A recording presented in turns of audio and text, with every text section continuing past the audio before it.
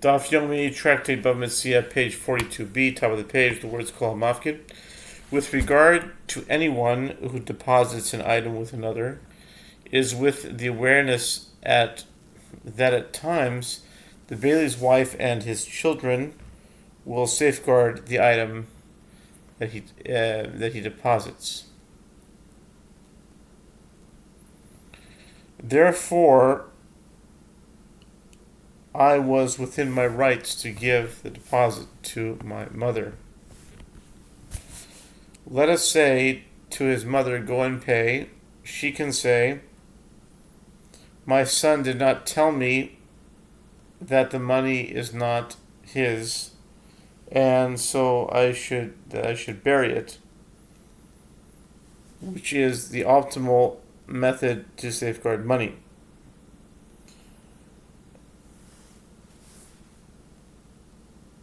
Let us say to the Bailey, why did you not say to her that the money is not yours? He can say, all the more so that my omission of this information was preferable, as when I say to her that the money is mine, she is even more careful with it. Rather, Rava said, the Bailey takes an oath that he gave the money to his mother, and his mother takes an oath that she placed the money in the chest and it was stolen, and the Bailey is exempt from payment. The Gemara relates there was a certain steward who acted on behalf of orphans, who purchased an ox for the orphans and passed it to the cowherd. This ox did not have molars and other teeth with which to eat, and the ox died because it was unable to eat the standard food of oxen. Rami Bar Chama said, how should judges rule in this case? Let them say to the steward, go pay for the dead ox. But he can say, I gave it to the cowherd with the expectation that he would care for it. Let us say to the cowherd, go pay for the dead ox. He can say, I placed the ox with other oxen, and I threw food before it. We did not know that it did not eat. The Gemara asks, after all, the cowherd is a paid Bailey of the orphans. Therefore, he was required to examine the situation and ascertain if the ox was eating. The Gemara answers, if there was loss for the orphans, indeed the cowherd would be liable to pay. And with what are we dealing here?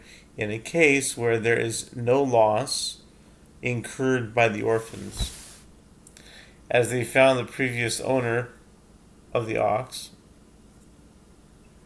who sold it to them, and the orphans took their money back from him after discovering that the ox had this deficiency. The Gemara asks, rather, who then claims compensation for the cowherd? The previous owner of the ox claims compensation from the steward. He should have informed us that the ox was not eating. The Gemara answers, what would we inform the previous owner? He knows that it is a mistaken transaction, as he would be aware that the ox had no teeth.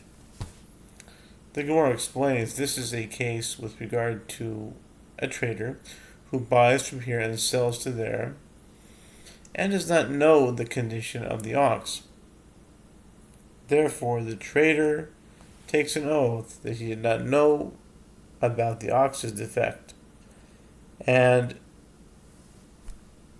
the cowherd pays the value of the meat of the ox based on the cheapest price available in the market. The Gemara relates, there was a certain man who deposited hops used in the production of beer with another. The Bailey himself had a pile of hops.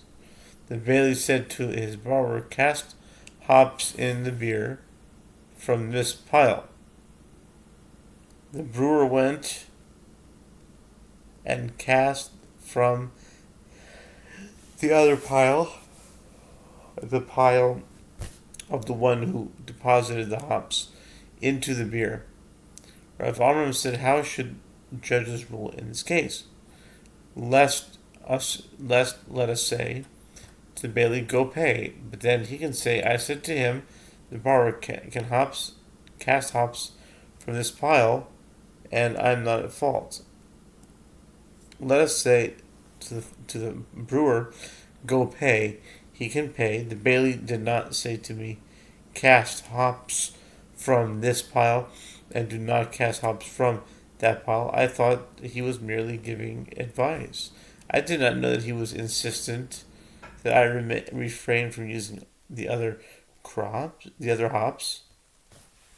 The Gemara comments, "And if the hops of the bailey were closer to where he and the brewer were located than those that were deposited with him, the bailey should be liable, as if the brewer delayed bringing the hops for the period of time that it would take to bridge the bailey hops from his own pile, and he did not yet bring them to him. It is assumed that the bailey understood that the brewer had gone to bring the more distant deposited hops. By not objecting, the bailey revealed that he was amenable to brewing the beer from the deposited hops. The Gemara answers, this is a case where he did not delay bringing the hops, or alternatively, the two piles were equivalent to him, were equidistant to him. The Gemara answers, ultimately, what loss is there? But doesn't the bailey profit in this case?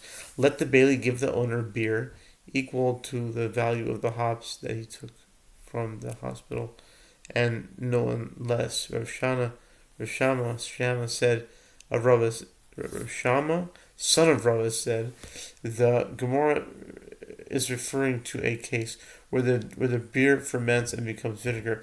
Therefore, it is impossible to take the value of the hops from the beer. Rav Ashi said it is interesting to set for a case where the hops were